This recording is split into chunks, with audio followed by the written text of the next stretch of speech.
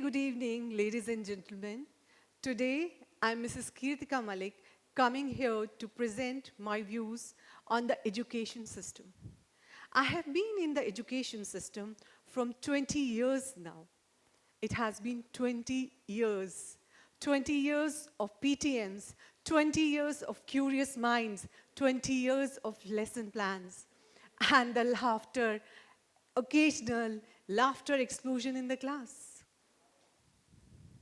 But also 20 years of thinking, observing something quietly. It's a myth we have sold to our children. And the myth is so deeply embedded in our education system that we barely question it anymore. The myth is that the purpose of our education system is only to prepare you for a job. We send our kids for good enough 17 years.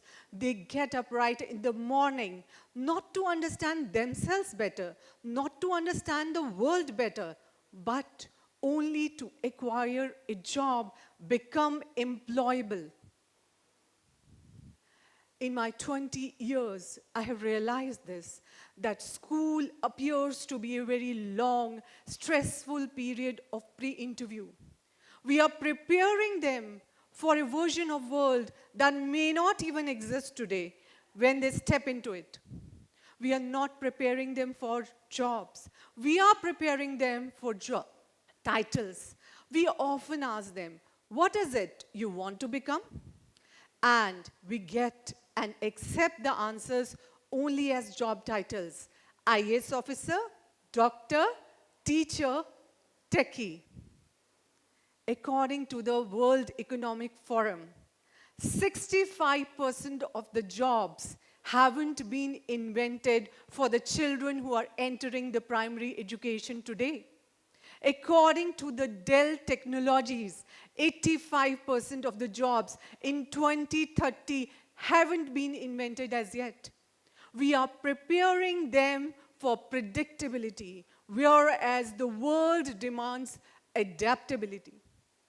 When the world is evolving so much, but our education system is not. We give a very toxic message to our kids. You matter only if you're good for economy.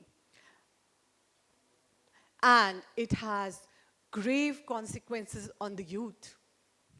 Most of the children, they are suffering with mental health crisis.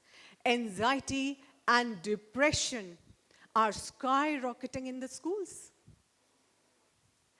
In 2021 alone, 13,000 students, they committed suicide, a tragic number driven by academic stress and fear of failure. And they passed away, accepting it as the final truth for their life. Our education system could not give them a solution. They didn't have the confidence that if plan A has failed, they have the capability to execute plan B. They passed away without sharing. These are not numbers. These are children who had the potential to change their own lives and lives of so many other human beings. And the solution we find in something 5,000 years ago. In 5,000 years ago, in the battlefield of Kurukshetra, where Arjun stood in front of Lord Krishna, baffled, confused, anxious, nothing to understand, just like the kids in our school. And what did Lord Krishna advise? He provided the well-needed guidance. He never offered any sample papers to refer to. Believe in yourself and get rid of the disbelief. Believe in your own swadharma. Believe in your own unique capabilities. Believe in doing your duty even though imperfectly. The true happiness doesn't lie in the materialistic success. The true happiness lies in the inner peace and calmness. He truly advocated the impermanence nature of the materialistic things. And these materialistic things, once we realize, we detach our minds and we focus on your actions, relinquishing the fruits of the action.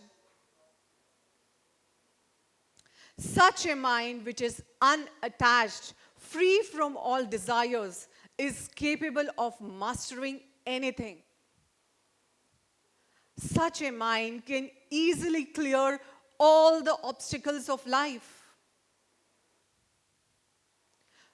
Their lives could have been saved by simple, interactive gratitude sessions and positive mindset sessions, by the support of peer and community supporters, by simple, resilient training. They could have been the ones within us, inspiring us for more success. So, today we need to ask that education, are we preparing our kids for the ever-changing jobs? Education was never meant to be a pipeline. In today's education system, our kids are told to learn, listen, perform. And then they are given grades according to their performance and graded to fit within the grades. Education is never meant to be a pipeline. It is meant to be a beautiful garden where minds are nurtured, where children, they turn into philosophers, thinkers, makers, carers.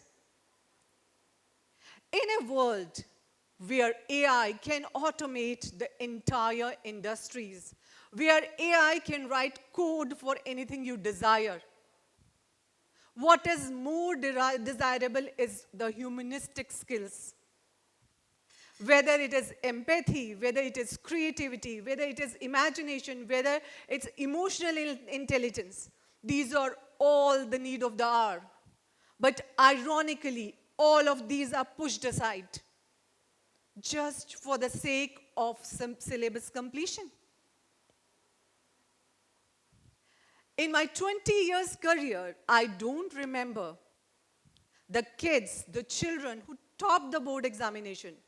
But I do remember the ones who respected, who cooperated, who looked for themselves and surprised themselves in the community. I remember a shy girl who started a kindness club. I remember the boy who was told you are good for nothing, now produces for international clients. They didn't fit into the mold. They actually reshaped it. When the world is evolving, shouldn't our education system evolve too? Why are we all stuck up in the job-first mindset? Can we have education system where we have curiosity, integrity, adaptability, teaching life skills, emotional intelligence as the part of curriculum and they are not seen as extras? It's time we start asking some different questions. What if we made some breathing exercises and meditation exercises part of our curriculum?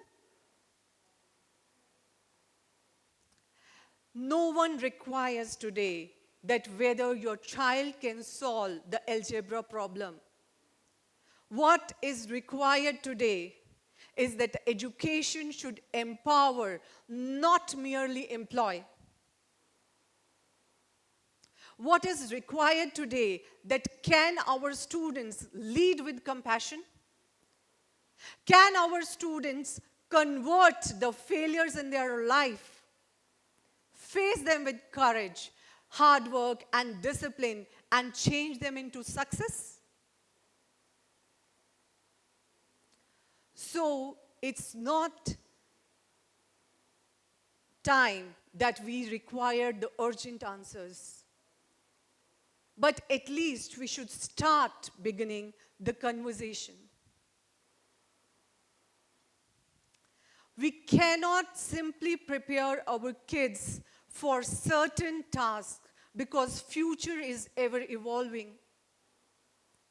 And we need to teach them that they should be able to navigate whatever comes in their life.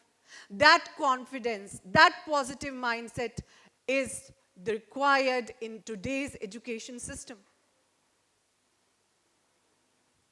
So it's high time we stop looking at education too narrowly and integrate life skills, emotional intelligence, empathy in our education system. Thank you.